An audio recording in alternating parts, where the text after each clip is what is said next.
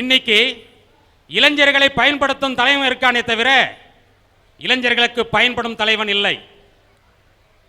பாரத பிரதமர் நேரு இருக்கும்போது காஷ்மீருக்கு ஒரு பொதுக்கூட்டத்திற்கு போறாரு. பயங்கரமான கூட்டங்க. அவர் அதை பார்த்துட்டு மகிழ்ச்சியில் மக்களோட மக்களாக போய்கிட்டு இருக்கார். உடனே பாதுகாப்பு அதிகாரி ஒன்றும் பண்ணலை, நேராக போய் மேடை ஏறினார், மைக்கு பிடிச்சார். நேரு அவர்களே, நீங்கள் அதற்கு மேல் செல்ல வேண்டாம், உடனே மேடைக்கு வாருங்கள். ஒரு பாரத பிரதமராக இருக்கிற நேரு பிரான் அவருக்கு கட்டுப்பட்டது தான் அந்த பாதுகாப்பு அதிகாரி. ஆனால் பாதுகாப்பு அதிகாரி உத்தரவு போட்டோன்னே நேரு வந்துட்டார். ஆனால் இன்னைக்கு நிலைமை என்ன? சுப்ரீம் கோர்ட் ஆர்டர் போட்டாவே கேட்க மாட்டேங்கிறான் நம்ம தலைவன். இது ஏன் சொல்றேன்னா, இன்னைக்கு இந்தியாவுடைய ஜனாதிபதிக்கு பதவி பிரமாணம் செய்து வைக்கிறது யாரு? சுப்ரீம் கோர்ட் நீதிபதி தானே, தலைமை நீதிபதி தானே. அந்த தலைமை நீதிபதி சொல்லும்போது நீ ஏன் கேட்க மாட்டேங்கிற? நீ கேட்கலன்னா எப்படி மக்கள் கேட்பான்? சாதாரண விஷயத்துக்கு கூட கேட்க மாட்டான்ல.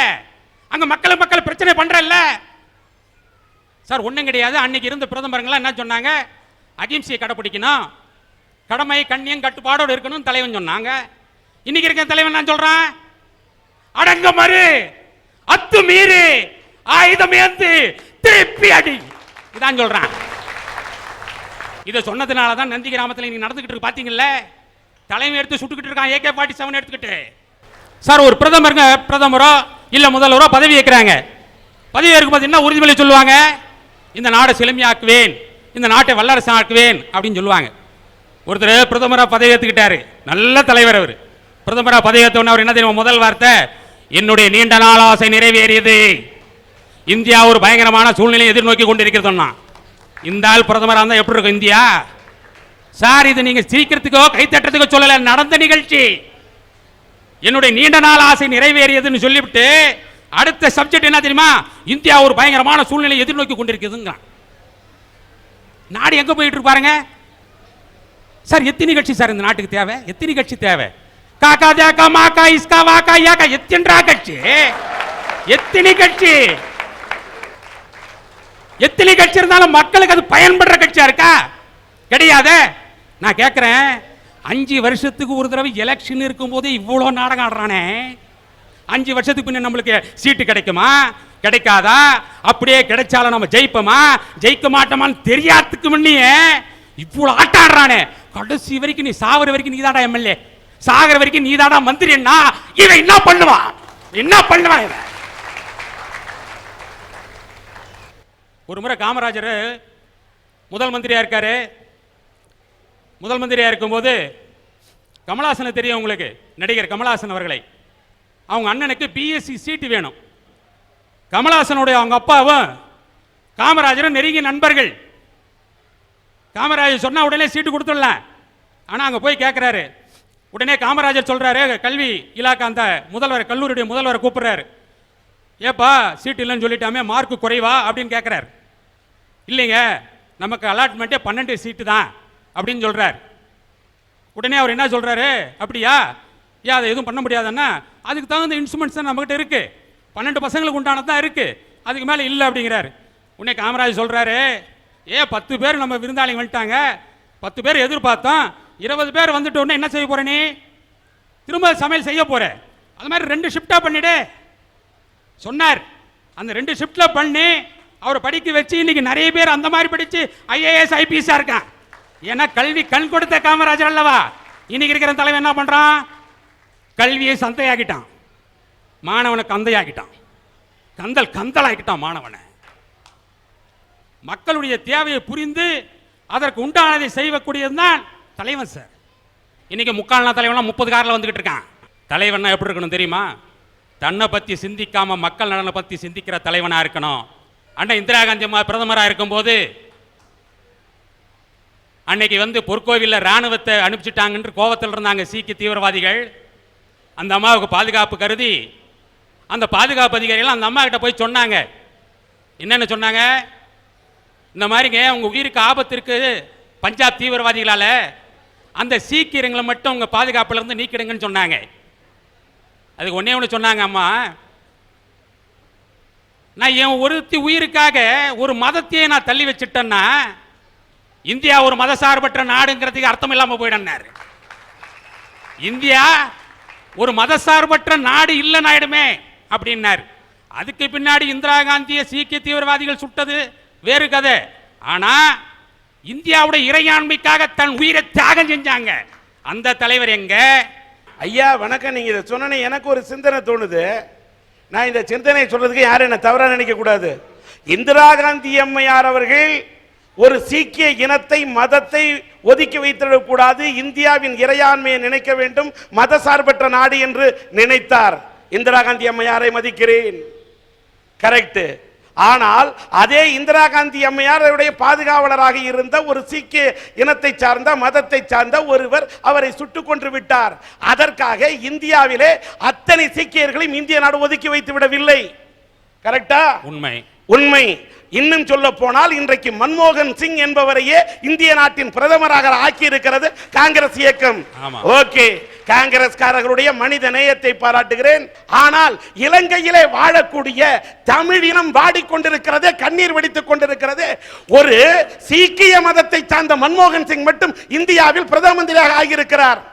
ஆனால் என் தமிழினம் மட்டும் என்ன பாவம் ஐயா செய்தது? அங்க இருக்கக்கூடிய அப்பாவி தமிழர்களின் நிலைமை என்ன? உலகின் மூலை முடுக்கெல்லாம் ஓடிக்கொண்டிருக்கிறானே இலங்கை தமிழன், அவன் நிலை என்ன?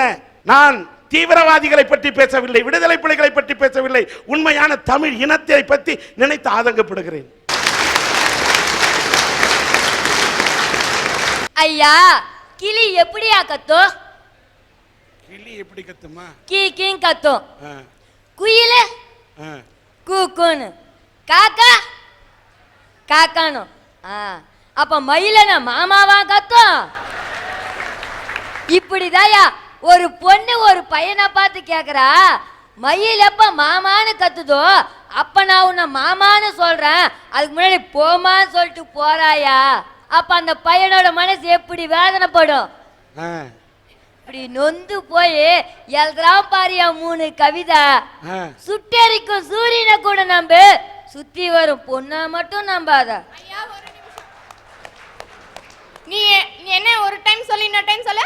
சுட்டெரிக்கும் சூரியனை கூட நம்பு, சுத்தி வரும் பொண்ணா மட்டும் நம்பாத. நீ என்னமோ சூரியன் கிட்ட போயிட்டு வந்த மாதிரிலாம் பேசுற. அக்கா, சூரியன் கிட்ட அவன் ஏன் போகணும்? சூரியன் தான் காலையில உதிச்சா எல்லார்ட்டையுமே வருது. அக்கா, சுட்டெரிக்கும் சூரியன் கிட்ட போனா கூட சமுதாயத்துல கௌரவமா தைரியமா செத்தான்ற பேர் வரும். ஆனா சுத்தி வரும் பொண்ணா மட்டும் நாம நீங்க வச்சுக்கோ, சமுதாயத்துல தலை குனிஞ்சு கேவலப்பட்டு தான்க்கா சாவீங்க. கடல் அலைய கூட நம்பு, காதலிக்கும் பொண்ணா மட்டும் நம்பாத. நானும் கொஞ்சம் அப்படி என்னதான்டா பண்றாங்க அவங்க? அத பத்தி நீயே நான் உன்னை கண்ணுக்குள் வைத்திருந்தேன், ஆனால் நீ என்னை மண்ணுக்குள் புதைத்து விட்டாய். இதெல்லாம் யார் எழுதுறது? யார் எழுதுறது? என்ன மாதிரி ஒரு இளைஞன் தான். நீ ஒரு இளைஞனடே.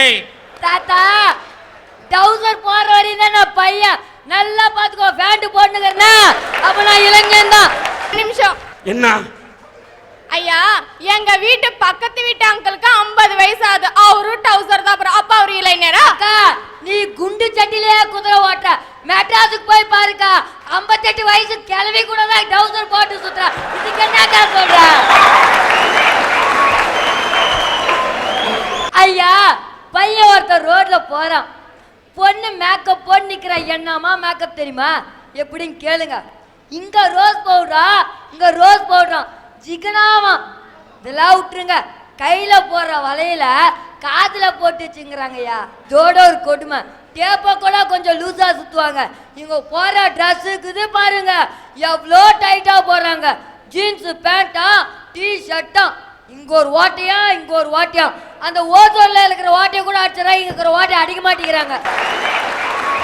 ஐயா, இந்த மேக்கப்லாம் எதுக்கு போடுறாங்க தெரியுமா? 4 பசங்க நம்மளை பார்த்து அழகா இருக்குன்னு சொல்லணும், நல்லா இருக்குன்னு சொல்லணும். இதை கரெக்டா புரிஞ்சுக்கிட்ட நம்ம பார்த்து என்ன தெரியுமா பண்ணுவாங்க? ஒரு பாட்டு பாடுவாங்க பாருங்கயா. நீ சிக்கனே கீரியே எனக்கு பக்குனே கேதுமா, நீ டக்கரா கீரியே எனக்கு டார்ச்சரா கேதுமா. இப்பெல்லாம் பாட்டு பாடினா அந்த பொண்ணுங்க மனசுக்குள்ள சந்தோஷம் இருக்கும், அதை வெளிப்படையா காத்தாதுங்க. என்ன தெரியுமா சொல்லும்? இவன் நம்மளாம் இப்படி பாரானே சரியான பொறுக்கிடி அப்படின்னு திட்டம். அதெல்லாம் வாங்கிட்டேன். அந்த பொண்ணு அதே மேக்கப்போடு அதே ரோட்ல நிக்குது. நாளைக்கு அந்த பையன் போறான், நம்மளுக்கு எதுக்குடா வம்புன்னுட்டு கம்முன்னு போனா அந்த பொண்ணுங்க என்ன தெரியுமா சொல்லும், இவன் ரசிக்க தெரியாத சரியான உம்மனா மூஞ்சிடி. இப்ப ஒரு நிமிஷம், நீங்க மட்டும் திட்டுறதே இல்லையா? அந்த பொண்ணு போயிட்டே இருந்ததுன்னா அந்த நாங்க உங்களை பார்க்கலனா பாடுறா பாடுறா போற வாயாடி கருவாச்சு இப்படி எல்லாம் நீங்க திட்டுறது இல்லையா? நாங்க உங்களை திட்டா நீங்க ஒரு டைம் இல்ல ஒரு டைம் செருப்பு கால் நடிச்சிருங்க. எந்த ஒரு பையனாச்சும் பொண்ணு திட்டான்ட்டு ஷூவா கால் நடிக்கிறாங்கக்கா. இங்க நிக்கிறாங்க இல்லைங்க. ஐயா ஒரு நிமிஷம், நீ சொல்றியே நீங்க லவ் வந்து சொல்லும் போதே நான் உன்னை லவ் பண்ண மாட்டேன்னு சொல்லும்போது உன் மூஞ்சில ஆசிட் ஊத்துறேன்னு சொல்ற, அதே எந்த ஒரு பொண்ணாவது உன் மூஞ்சில ஆசிட் ஊத்துறேன்னு சொல்லிருக்காளடா? பொண்ணுங்க என்ன தெரியுமா நினைக்கிறாங்க, நம்ம பின்னாடி இந்த பையன் சுத்தி சுத்தி அவ மூஞ்சி வெந்து போயிடுது, எதுக்கு இந்த மூஞ்சில இன்னொரு வாட்டி ஆசிட ஊத்துறதுன்னு நினைக்கிறாங்க. ஐயா பசங்க பொண்ணுங்களை கிண்டல் பண்றது இயல்பு, ஏன் இயற்கை குணம் கூட சொல்லலாம். பசங்களோட மானன்றது வீட்டுக்குள்ள இருந்து வெளியில போற மாதிரி, பொண்ணுங்களோட மானம் எப்படி தெரியுமா, வீதியில போறவன் வீட்டுக்குள்ள ரத்தத்தை போற மாதிரி. சமுதாயம் எப்படி தெரியுமா இருந்துச்சு, பசங்க பொண்ணுங்களை கிண்டல் பண்ற காலம் போய் பொண்ணுங்க பசங்க கிண்டல் பண்ற காலம் வந்துருச்சு. மகாலட்சுமி சொல்ற காலம் போய் மாடர்ன் கேர்ள் சொல்ற காலம் வந்துருச்சியா? ஐயா ஒரு நிமிஷம் தம்பி, இந்தியா நாளுக்கு நாள் முன்னேற முன்னேற எங்களை மாதிரி இளம் பெண்களும் முன்னேறத்தான்ப்பா செய்வாங்க. அக்கா முன்னேறுங்க வேணாம் சொல்ல, பசங்க கண்ணில் மண்ணெல்லி போட்டு ஏன்க்கா முன்னேறீங்க?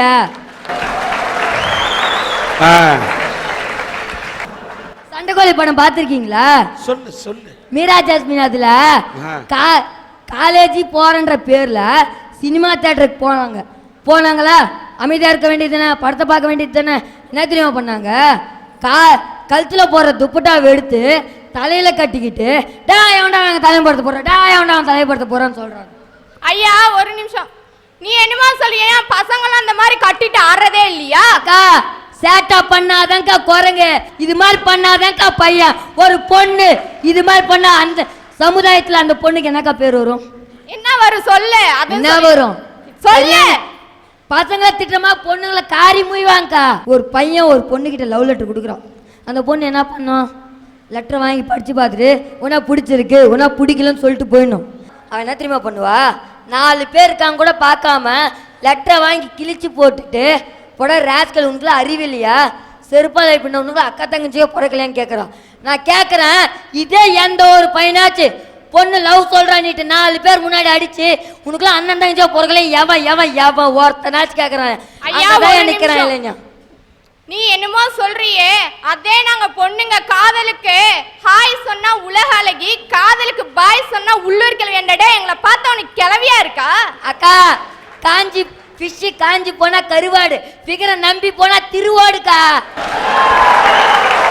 ஏய் நீ ரொம்ப பேசுற, திரும்ப திரும்ப பேசுற.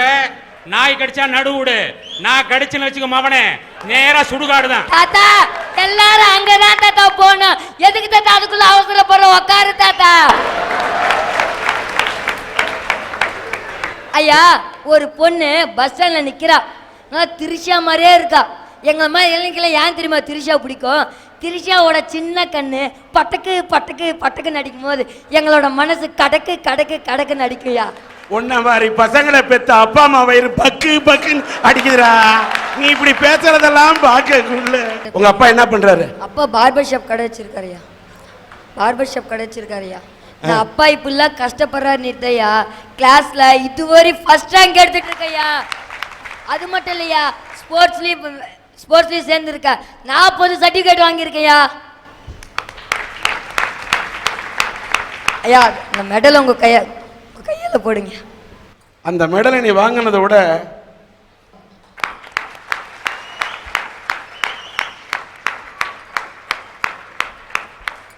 இதெல்லாம் மெடல், அதை விட உனக்கு நான் ஒரு வாழ்த்து மெடல் தரேன். என்னன்னா, நீ சில பெண்களை சாடுகின்றாய். உன்னுடைய தந்தையார் செய்வது முடி திருத்தகம், அவர் முடியை திருத்த அவர் பாடுபடுகிறார். நீ சில பெண்களை திருத்த பாடுபட வேண்டும் என்று பேசிய இந்த கோணத்தில் எடுத்துக்கிட்டா ஓகே. ஆனால் பிஞ்சிலேயே படுத்து விடக்கூடாது. சில பெண்கள் அப்படி இருக்கலாம், எல்லா பெண்களும் இப்படி நினைக்க கூடாது என்பதற்காகத்தான். ஆனால் நல்லா பேசின இந்த அறிவு கூர்மையை பெண்களை சாடுவதற்கு மட்டும் பயன்படுத்தாமல் இந்திய நாட்டை முன்னேற்ற வேண்டும் என்று நாளைய வருங்கால தூணாக நீ இருக்க வேண்டும்.